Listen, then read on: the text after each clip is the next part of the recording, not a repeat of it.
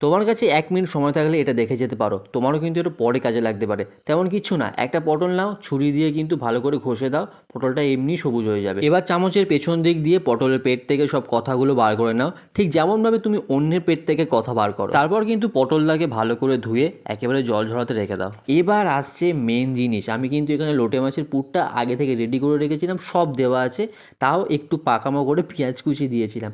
এবার কিন্তু ওই যে পটলের ভেতরে ভালো করে চিপে চিপে চিপে চিপে যতটা পারো পুর ঢুকিয়ে দাও। পুর ঢোকানো হয়ে গেছে।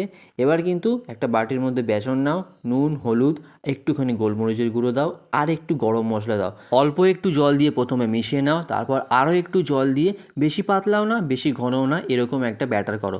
এবার কিন্তু ওই পটলগুলোকে এই বেসনের মধ্যে চোবাও। কড়াই বসিয়ে দাও, কড়াইতে সাদা তেল হোক বা সর্ষের তেল হোক, যা খুশি দাও।